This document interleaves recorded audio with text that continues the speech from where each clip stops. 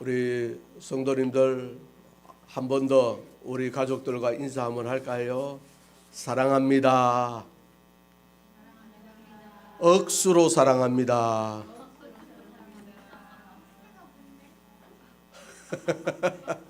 억수로는 경상도 말로 하늘만큼 땅만큼이라는 말이에요. 억수로. 우리 새해 첫 주일 2021년 아무리 어둠이 짙게 깔려 있어도 아무리 캄캄함이 우리에게 몰려온다 하여도 주님 때문에 밝음과 빛으로 우리에게 임하시는 줄로 믿습니다. 우리 성도님들과 가정과 하시는 모든 일에 빛으로 임하신 하나님의 은혜가 넘치게 되기를 간절히 원합니다. 오늘 말씀은요, 우리 2021년 우리 브릿지교회 새해 표, 자, 다 같이 한번 읽겠습니다. 시작. 예수 그리스도 새로운 길 새로운 은혜. 예수 그리스도 새로운 길 새로운 은혜입니다. 시를 한 편 들려드리겠습니다. 끝과 시작이라는 제목입니다. 꽃은 시들어 떨어졌다. 하지만 열매한테는 지금부터 시작이다. 열매는 익어 떨어졌다. 하지만 뿌리한테는 이제부터 시작이다. 나는 실패해 쓰러졌다. 하지만 나 자신한테는 진정한 삶의 시작이다. 노동하다가 전신을 불태우고 죽은 전태일 씨의 시가 아니고요, 노동운동가였던 박노해 씨의 시입니다. 오늘 시작 세 번째 날 1월 3일이죠. 그리고 2021년 첫 번째 거룩한 주일입니다. 그럼에도 불구하고요, 우리 주변에는 이미 꽃이 시들어 떨어진 것도 있고요, 열매가 익어서 떨어진 것도 있네요. 수많은 사람들이 실패해 쓰러지다 못해서 자신의 목숨을 끊어버린 사람도 참 많은 현실을 우리가 살고 있습니다. 그렇지만 이 박노해 씨가 시에서 노래하듯이 열매의 시작도 있듯이 뿌리의 시작도 있고요, 또 우리 스스로에게는 진정한 삶의 시작도 있다는 겁니다.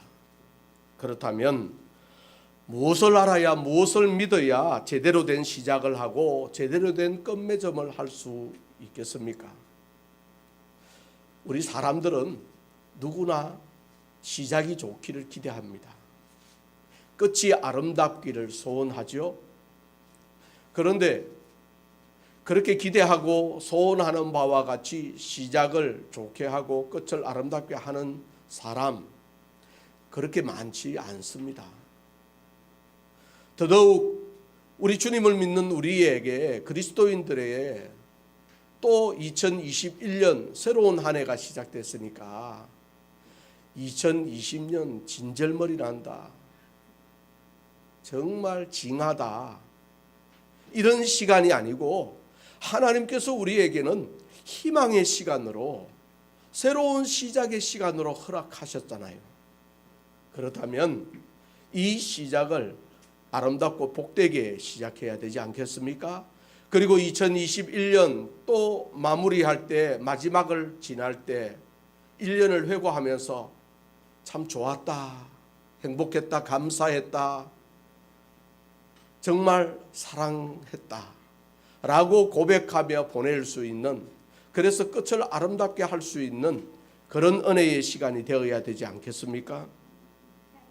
이것을 위해서 우리가 꼭 알아야 될 것이 있습니다. 먼저 예수 그리스도께서 길이 되시고 진리가 되시고 생명이신다는 것을 분명하게 알고 믿어야 한다는 겁니다. 오늘 요한복음 14장 6절 다 같이 한번 읽겠습니다. 시작. 예수께서 이르시되 내가 곧 길이요 진리요 생명이니 나로 말미암지 않고는 아버지께로 올 자가 없느니라. 예수님께서 내가 곧 길이요 진리요 생명이다 라고 말씀하신 이유는 뭘까요? 아버지께로 우리를 인도하시기 위해서라는 겁니다. 나로 말미암지 않고는 아버지께로 올 자가 없느니라.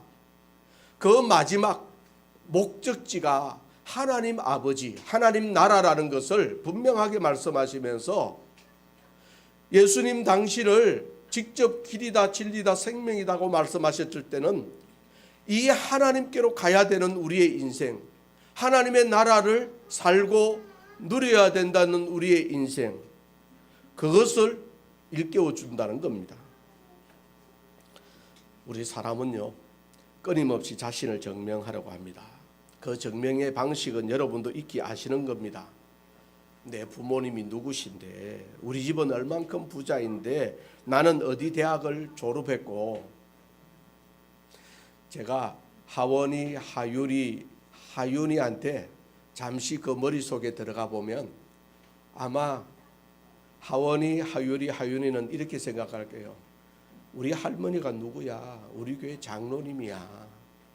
우리 아빠가 누군데 저 큰 방송실 다 혼자 책임지고 있는 분이야. 이런 말로 친구들하고 이야기할 때 자기의 존재감을 드러낸다는 거예요. 우리 아버지가 얼마나 부자인데. 그리고 조금 자라가면은 뭐라고 이야기합니까?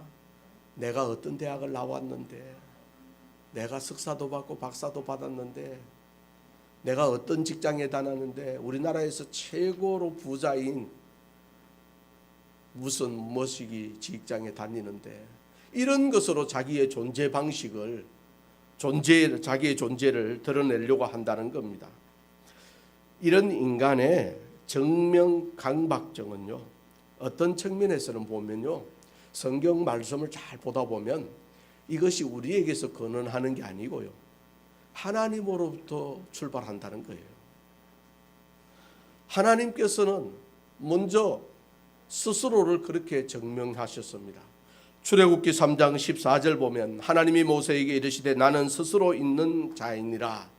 또 이르시되 너는 이스라엘 자손에게 이같이 이르기를 스스로 있는 자가 나를 너희에게 보내셨다 하라. 그런데요, 하나님은 본래 존재 자체로 증명이 되시는 분이잖아요. 그래서 굳이 증명하려고 할 필요가 없는 존재의 근원이시니까 이런 말씀을 하셔도 아무런 상관이 없어요. 그런데 우리 인간은 증명하지 못하는 존재입니다. 증명할 수 없는 존재고요. 그런데 끊임없이 자기를 증명하려고 하니까 문제가 생기는 것 아니겠습니까? 마찬가지로 하나님께서 출애굽기 3장 14절 말씀을 통해 성경 말씀 전체를 통해서 끊임없이 하나님을 나타내셨는데, 계시해 주셨는데, 우리 주님 예수님께서도 그렇게 스스로를 계시하셨다는 겁니다. 그것이 집중적으로 나타나 있는 복음서가 요한복음입니다.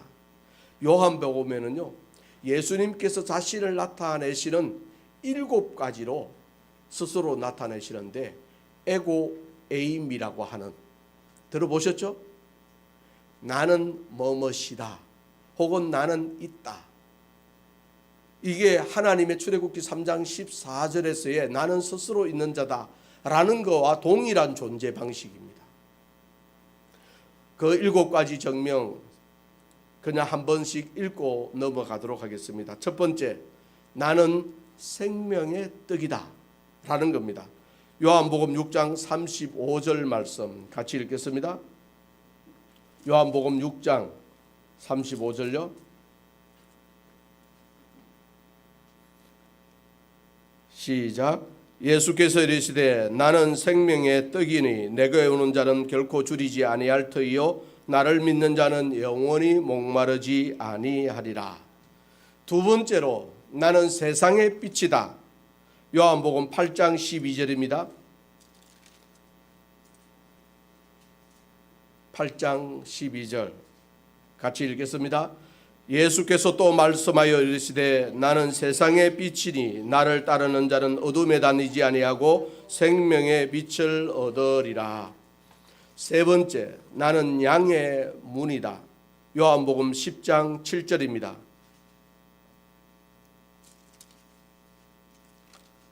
같이 읽겠습니다. 시작. 그러므로 예수께서 다시 이르시되 내가 진실로 진실로 너희에게 말하노니 나는 양의 문이라. 네 번째, 나는 선한 목자다. 요한복음 10장 14절 15절입니다. 시작. 나는 선한 목자라. 나는 내 양을 알고 양도 나를 아는 것이 아버지께서 나를 아시고 내가 아버지를 아는 것 같으니 나는 양을 위하여 목숨을 버리노라. 다섯 번째, 나는 부활이요 생명이다. 요한복음 11장 25절 26절입니다. 시작. 예수께서 이르시되 나는 부활이요 생명이니 나를 믿는 자는 죽어도 살겠고 무릇 살아서 나를 믿는 자는 영원히 죽지 아니하리니 이것을 내가 믿느냐. 여섯 번째가 오늘 본문의 말씀인데요. 요한복음 14장 6절 시작. 예수께서 이르시되 내가 곧 길이요 진리요 생명이니 나를 만면치 않고는 아버지께로 올 자가 없느니라. 마지막 일곱 번째, 나는 참 포도나무다. 요한복음 15장 1절입니다. 같이 읽겠습니다. 시작. 나는 참 포도나무요 내 아버지는 농부라. 이 일곱 가지 요한복음에 나타난 예수님의 존재. 우리 성도님들, 올 한 해 예수님의 이 생명의 떡이고 세상의 빛이며 양의 문이고 선한 목자, 부활이요 생명이고 길이요 진리요 생명이며 참 포도나무 되시는 그 예수님을 더욱더 깊이 알아가고 더욱더 깊이 체험할 수 있는 우리 성도님들 될 수 있기를 간절히 원합니다. 이 정도는 암송하는 게 좋습니다. 한번 나중에 암송 대회를 하도록 하겠습니다. 그런데 이 말씀은 오늘 요한복음 14장 6절 나는 길이요 진리요 생명이다 라고 하신 이 말씀을 하신 배경은요, 요한복음 14장 앞 14장 한 장 앞 13장 전체가 사실은 그 배경입니다. 간략하게 말씀드리면 예수님께서 제자들의 발을 씻기셨습니다. 우리는요 살아가면서 남의 발을 씻기는 일을 하려고 하지 않습니다. 그죠? 할 수만 있다면 다른 사람으로 하여금 내 발을 씻기게 만드는 그런 일을 하고 싶지 않습니까? 월급 받는 사람이 아니고 월급 주는 사람이 되기를 원하고, 부림을 당하는 것이 아니고 부리는 사람이 되기를 원하고, 그것이 일반적인 우리가 살아가는 이 세상의 가치관입니다. 그런데 주님께서는요 마땅히 제자들로부터 발을 씻김을 받으셔야 되는 분인데 사실 발 씻김을 받을 존재가 아니죠. 하나님이신데요. 경배와 찬송과 영광을 받으시는 분이잖아요. 그런데 그 성자 하나님이신 예수님께서는요 제자들의 발을 손수 씻기신다는 거예요.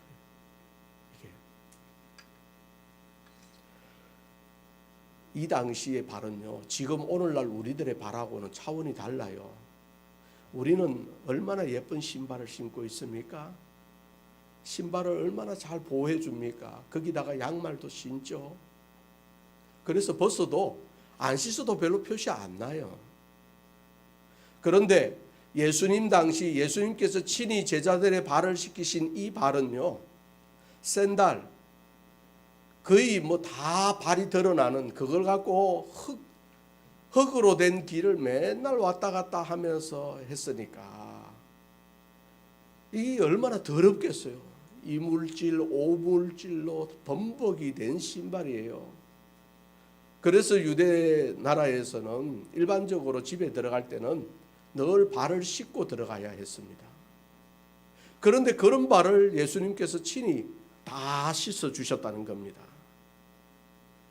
그런데요 예수님께서 발을 씻어 주신 것뿐만이 아니고 13장 14절에 보면 뭐라고 말씀합니까? 13장 14절 같이 읽겠습니다. 시작. 내가 주와 또는 선생이 되어 너희 발을 씻었으니 너희도 서로 발을 씻어주는 것이 옳으니라. 예수님께서 제자들의 발을 씻어주는 것으로 끝나는 게 아니라는 겁니다. 너희도 서로 발을 씻어주라 말씀합니다. 참된 믿음의 교회의 공동체는요, 서로의 발을 씻어줄 수 있는 공동체라는 겁니다.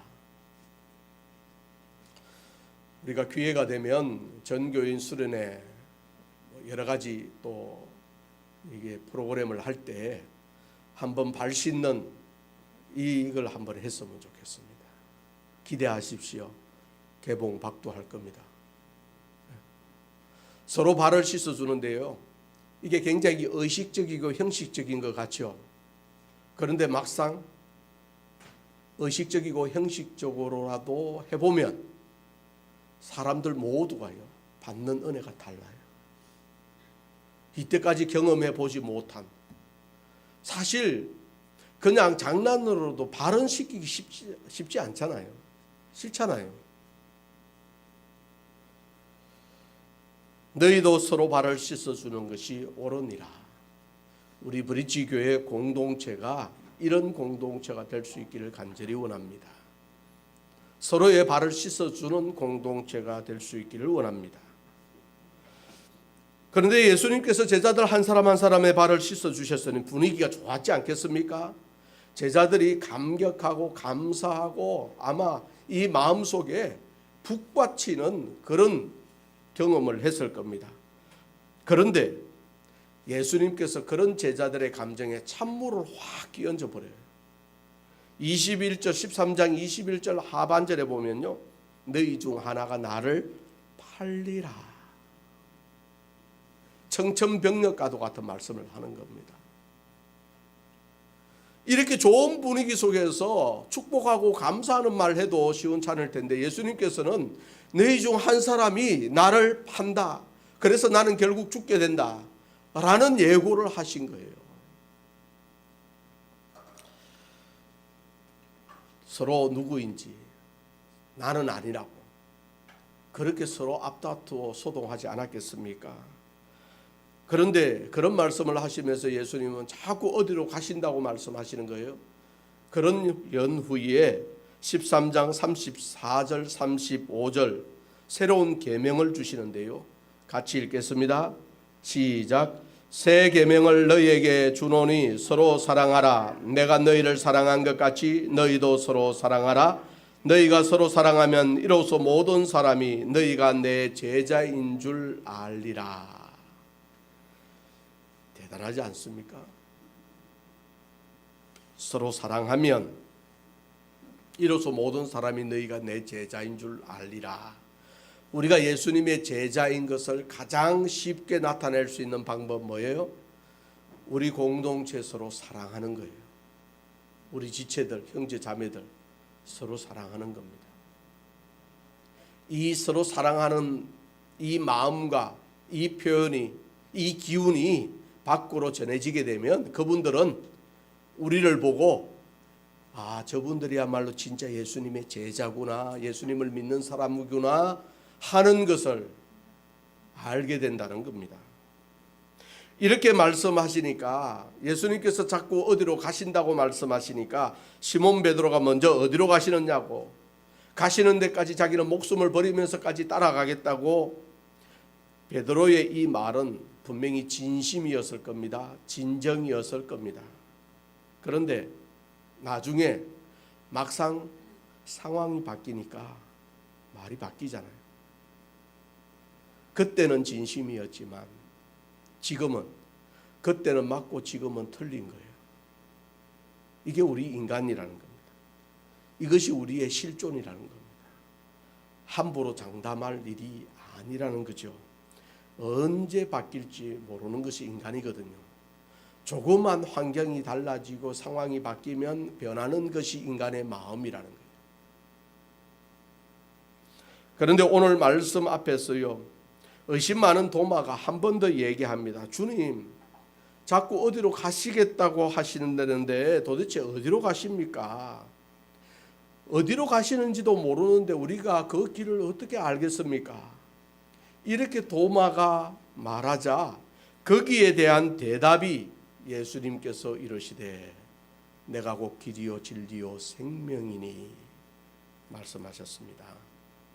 헬라어 원어로는요, 에고 에이미 헤 호도스 카이 헤 알레테이아 헤 카이 헤 조에, 길은 호도스, 진리는 알레테이아, 생명은 조에, 이걸 카이라는 그리고라는 접속사로 연결되고 있는데요.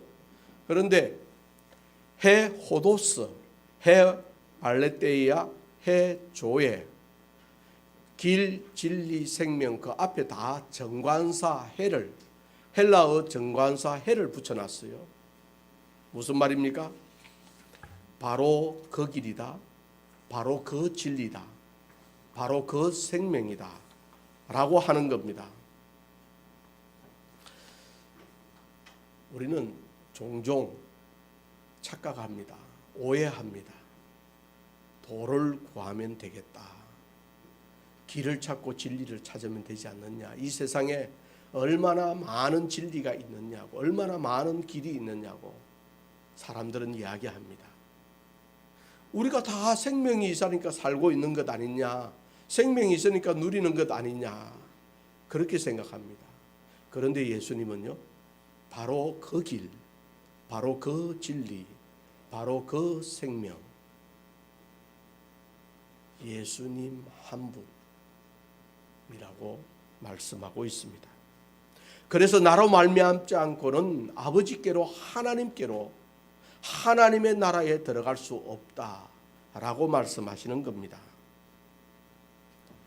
이 나로 말미암지 않고는 이라는 원어, 헬라어는요, 에이메디에무, 이게 직역하면 나를 통하는 것이 아니라면 나를 통하지 아니하고는, 그런 뜻입니다. 예수님만이 길이 되시고 진리가 되시고 생명이 되신다는 겁니다. 그런데요, 도대체 예수님이 길이 되신다는데 그 길이 도대체 무슨 길입니까? 도대체 무슨 진리입니까? 도대체 무슨 생명입니까? 우리가 복음서 전체를 살펴보면요, 예수님의 길은 십자가의 길입니다. 되는 대로의 길이 아니고요, 아무 길은 더더욱 아닙니다. 좁은 문으로 가야 되는 좁은 길입니다. 십자가의 길, 결코 넓은 길 아닙니다. 어떤 시대에서도, 어떤 상황에서도, 어떤 나라에서도 십자가의 길이 넓었던 적이 없습니다. 늘 좁디 좁은 길이었습니다. 그래서 그 길로 가는 사람은 정말 많지 않습니다. 많은 사람들이 가는 길이 결코 예수님 십자가의 길이 아니라는 겁니다. 앞으로도 더욱 그럴 겁니다. 그러니까 우리 성도님들 혹시 인생의 길을 가면서 내가 가는 길이 넓다고 생각하면 한번 생각해 봐야 됩니다. 멈추어서서 이 길이 정말 주님 가시는 십자가의 길인가? 아무런 장애 없이 갈 수 있는 길이다, 그러면 생각해 봐야 됩니다. 내가 가는 길이 십자가의 길인가? 예수님의 진리는요, 성육신의 진리입니다. 하늘의 하나님께서 인간의 몸을 입고 오신 그 진리, 그것도 말 구유로 오신 성육신, 말씀이 육신이 되신 그 진리를 살아가는 것입니다. 이것은 더 어렵죠. 겸손이라는 것은요, 내가 이만큼 행세할 수 있고 자랑할 수 있고 휘두를 수 있는 힘이 있는데 휘두르지 않는 게 겸손입니다. 겸손은 그냥 요만큼밖에 없는 걸 요만큼 하는 게 겸손이 아니에요. 이만큼 할 수 있는 행세, 이만큼 할 수 있는 실력, 능력, 이만큼 할 수 있는 갑질을 하지 않는 게 겸손이라는 거예요. 하나님이 인간의 몸을 입고 오셨다는 이 성육신이 겸손 그 자체라는 거예요. 낮고 낮은 대로 오신. 그래서요, 예수님께서 발을 씻기셨잖아요. 우리가 발을 씻기게 되면 우리도 낮고 낮은 대로 갈 수 있다는 겁니다. 예수님의 생명은요, 부활의 생명입니다. 바로 그 생명은 부활의 생명입니다. 인간은 죽습니다. 누구 한 사람 예외가 없습니다. 모두 다 죽습니다. 그런데 부활하심을 어떻게 믿습니까? 주님의 부활을 믿는다는 자체가 바로 상식의 파괴입니다. 과학을 뛰어넘는 일이죠. 이상한 사람 취급받을 수밖에 없는 일입니다. 이걸 믿고 살아가야 하는 것이 부활의 생명을 살아가는 겁니다. 길은 걸어가야 되고요. 진리는 찾아야 되죠. 생명은 살아야 되는 거죠. 십자가의 길을 걸어가야 되고요. 성육신 하시는 진리를 몸소 찾았으면 그 진리대로 행해야 되고요. 생명은 부활의 생명을 우리가 온전히 누리고 살아가야 되잖아요. 우리 사랑하는 성도님들, 주님이 걸어가신 십자가의 길, 성육신의 진리, 부활의 생명 진짜 믿습니까? 믿고 십자가의 길을 갈 수 있겠는지요? 진리를 외칠 수 있겠습니까? 부활의 생명을 살아낼 수 있겠습니까?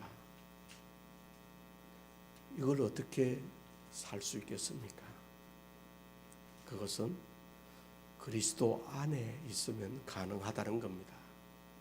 그래서 오늘 고린도후서 5장 17절에요. 그런즉 누구든지 그리스도 안에 있으면 새로운 피조물이라. 이전 것은 지나갔으니 보라 새 것이 되었도다 말씀하셨습니다. 새로운 피조물, 이거는 결과입니다. 그죠? 지난 송구영신 예배 때 신명기 28장에서 말씀하시는 복에 대해서 이야기했습니다. 그 복의 내용들은 나타나는 현상이고 결과예요. 그런데 세상은 결과에만 주목합니다. 결과만 좋으면 뭐로 가도 서울로만 가면 아무 상관이 없다고 외칩니다. 외쳐왔습니다. 세상은 그런 식으로 우리를 그 길을 가라고 유혹합니다. 시험합니다. 자꾸만 끌어당깁니다. 그런데 성경에서는 결과가 다가 아니라는 거예요. 그 복이 왜 오는데? 하나님을 제대로 믿어야 온다고, 하나님의 말씀을 지켜 행해야 된다고, 하나님의 말씀을 제대로 들어야 온다고 말씀합니다. 새로운 피조물, 어떻게 이런 엄청난 결과를 얻을 수 있겠습니까? 그리스도 안에 있으며, 그리스도 안에 있어야 새로운 피조물이 된다는 거예요. 새로운 피조물이 중요한 게 아니에요. 예수님 안에 있는 게 중요하다는 거예요. 그리스도 안에 있다는 이 헬라어는 엔 크리스토, 영어로는 in Christ인데요. 이 엔 크리스토라는 이 한마디가 사도 바울의 삶을 온전히 드러내는 말입니다. 사도 바울은요, 13권이나 되는 신약 성경 안에 서신서에서 이 엔 크리스토라는 말을 장장 164회에 걸쳐서 반복적으로 계속 썼습니다. 특히 옥중서신, 에베소서, 빌립보서, 골로새서, 빌레몬서, 이 옥중서신 네 서신에서 더 많이 표현했어요. 왜요? 자신은 지금 감옥 안에 있잖아요. 그런데 감옥 안이라고 생각하지 않습니다. 그리스도 안이라고 생각하는 겁니다. 우리 성도님들, 코로나와 함께 한다, 맞는 말이죠. 위드 코로나. 그런데 우리는 이걸 어떻게 바꿔야 될까요? with Christ, 주님과 함께한다. 코로나 시대에 산다, 아니요, in Christ, 주님 안에 산다. 이렇게 바꿔야 되지 않겠습니까? 로마서 6장 11절에 보면요, 이와 같이 너희도 너희 자신을 죄에 대하여는 죽은 자요 그리스도 예수 안에서 하나님께 대하여는 살아있는 자로 여길지어다. 우리 자신의 죄에 대해서는 죽었지만 그리스도 예수 안에서, 예수님 안에서, 그리스도 안에서는, 예수님 안에서는, 그리스도 안에서는 살아있는 자. 고린도전서 15장 22절에서는요, 아담 안에서 모든 사람이 죽은 것 같이 그리스도 안에서 모든 사람이 삶을 얻으리라, 생명을 얻으리라. 아담 안에 있으면은 다 죽는 사람이 될 수밖에 없습니다. 그러나 예수님 안에 있으면 생명을 얻는 사람이 되는 겁니다. 러시아의 대문호 하면 두 분이 떠오르죠. 그 중에 한 분이 부활이라는 소설, 전쟁과 평화라는 소설, 안나 까레니나라는 소설 쓴 대문호가 있습니다. 세계적으로 그만큼 유명한 소설가도 없죠. 톨스토이. 그런데 이 톨스토이가 어렸을 때 신앙생활을 했지만 10대 시절에 교회를 떠났다고 합니다. 그리고 다시 교회로 돌아온 때가 몇 살이었느냐? 55살. 그리고 그가 신앙론이라는 고백적인 글을 썼는데요, 거기에서 이렇게 고백하고 있습니다. 나는 지난 55년을 살아오는 동안 내 인생 최초로 15년간의 소년기를 제외하고는 안식을 경험하지 못했다. 내가 18세 되던 때 내 친구는 내게 찾아와서 신이 인간을 만든 것이 아니라 인간이 신을 만들었다고 나를 설득했다. 나는 그 말이 진리라고 생각했다. 그래서 나는 어렸을 때의 종교, 가족의 종교인 기독교를 떠나기로 결심했다. 나는 종교를 포기하는 것이 자유를 얻는 길이라고 생각했다. 나는 심지어 종교는 속박이라고 생각했다. 구속이라고 생각했다. 그러나 내 나이 55세, 이제 나는 내가 버린 어머니의 품과 같은 신앙의 품으로 돌아온다. 나는 종교로 돌아온 것이 아니다. 나는 예수 그리스도께로 돌아왔다. 그리고 나는 예수 안에서 다시 참된 안식을 발견했다. 톨스토이는요, 예수님 안에서 참된 안식을 발견했는데요, 너무 많은 시간이 지나가 버렸습니다. 황금 같은 인생의 그 40년을 안식 없이 보내버렸습니다. 안식이라고 생각하며 쫓아간 길이 결국은 안식이 아니었습니다. 다시 주님께로 돌아와서 참된 안식을 주님 안에서 발견했다는 겁니다. 예수님만이 우리의 길이고 진리요 생명이십니다. 예수님 안에서 참 자유, 참 안식을 얻습니다. 예수님 안에서 새로운 피조물입니다. 새로운 길, 새로운 은혜를 얻게 되는 줄로 믿습니다. 그래서 갈라디아서 2장 20절은 이렇게 말씀하고 있습니다. 우리 갈라디아서 2장 20절요, 같이 읽겠습니다.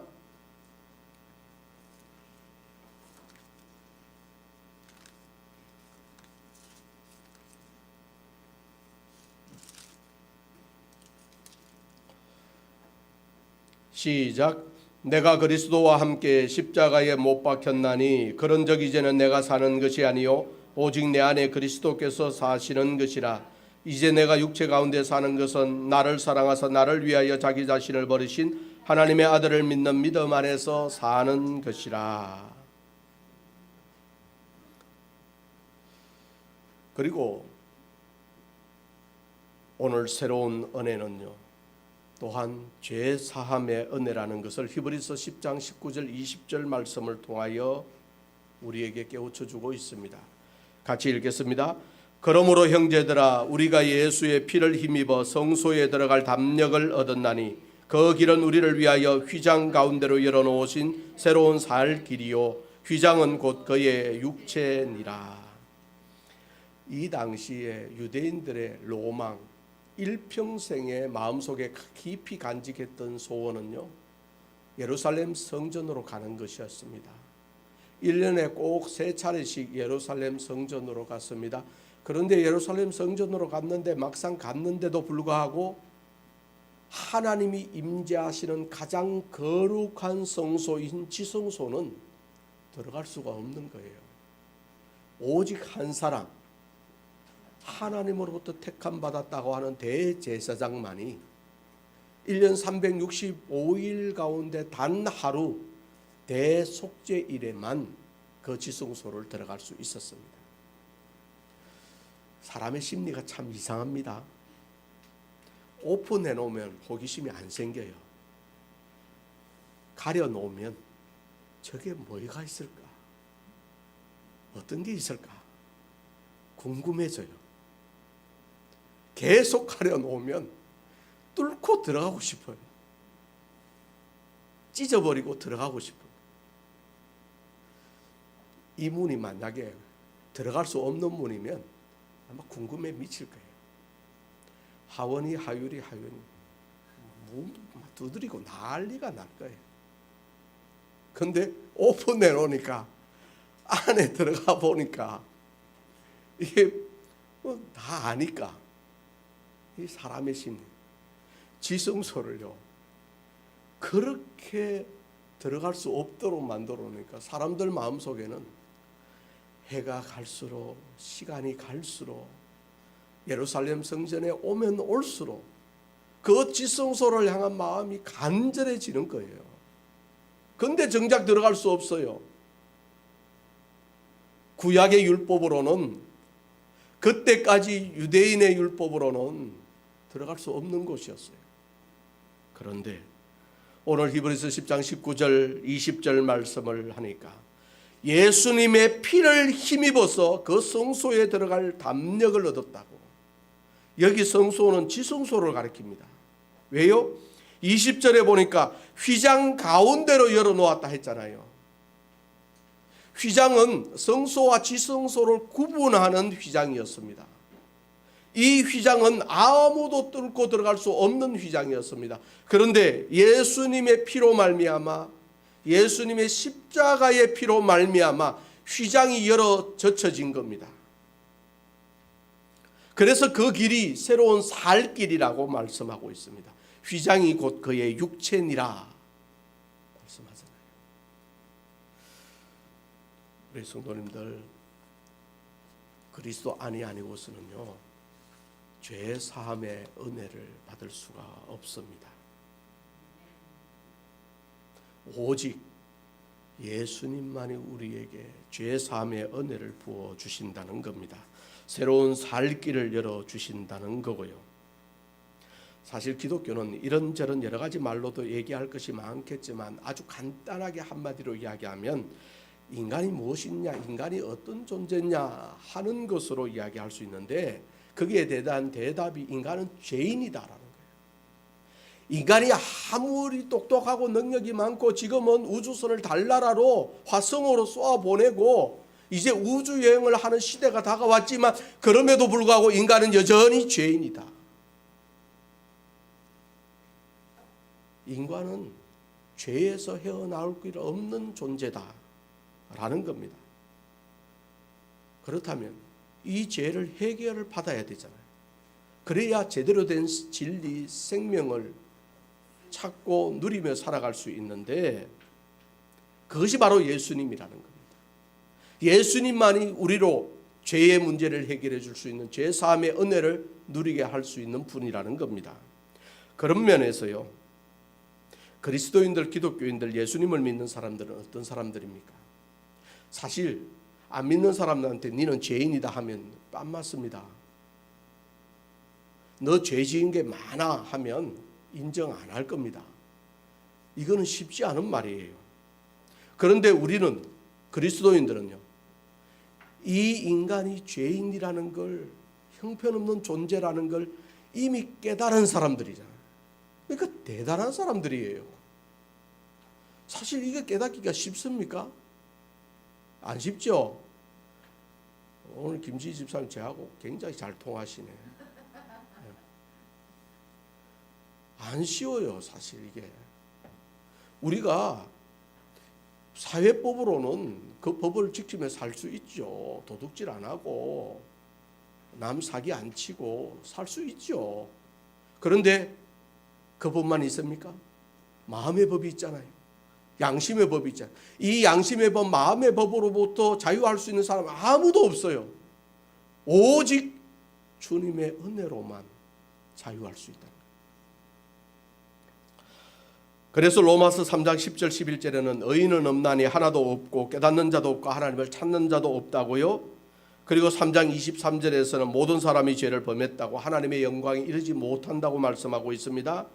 또한 디모데전서 1장 12절에는요. 밑보다 모든 사람이 받을 만한 이 말이여 그리스도 예수께서 죄인을 구원하시려고 세상에 임하셨다 하였도다. 죄인 중에 내가 괴수니라. 우리가 생각하는 바울 사도는 어떤 사람입니까? 대단한 사람입니다. 우리가 같은 인간으로서 저만한 믿음을 가질 수 있다면 하는 그런 간절한 바람과 소원이 있잖아요. 그런데 사도 바울이 뭐라고 고백합니까? 내가 죄인 중에 괴수다. 사도 바울이 이렇게 고백하면 우리는 도대체 뭐라고 고백해야 됩니까? 괴수 중에 괴수다.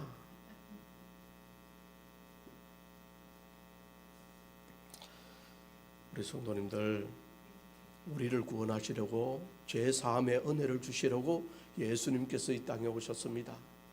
그래서 성소와 지성소 막혀있던 도저히 들어갈 수 없었던 그 거룩한 길, 새로운 살 길을 열어주셨다는 겁니다. 성육신의 진리를 찾고 부활의 생명을 온전히 누리게 된 줄로 믿습니다.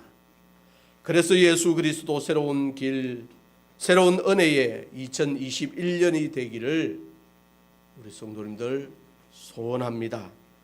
1년 365일 동안 주님 때문에 날마다 새로운 길을 걷고 새로운 은혜를 누리는 우리 성도님들이 될 줄로 믿습니다. 다시금 오늘 설교 첫머리로 돌아가서요. 박노해 씨의 시 새롭게 완성해 보았습니다. 끝과 시작이라는 꽃은 시들어 떨어졌다 하지만 열매한테는 지금부터 시작이다. 열매는 익어 떨어졌다 하지만 뿌리한테는 이제부터 시작이다. 그 다음에 박노해 씨는 나는 실패에 쓰러졌다 하지만 나 자신한테는 진정한 삶의 시작이다 라고 했는데 저는 오늘 말씀을 준비하면서 이 부분을 이렇게 바꾸어 보았습니다. 예수님은 십자가에 죽으셨다. 하지만 나는 그리스도 안에서 새로운 존재로 살아났다. 그리고 또 이렇게 바꾸어 보았습니다. 하늘의 하나님은 땅에 떨어지셨다. 그러나 사람에게는 새로운 길, 새로운 은혜의 시작이다. 기도하겠습니다.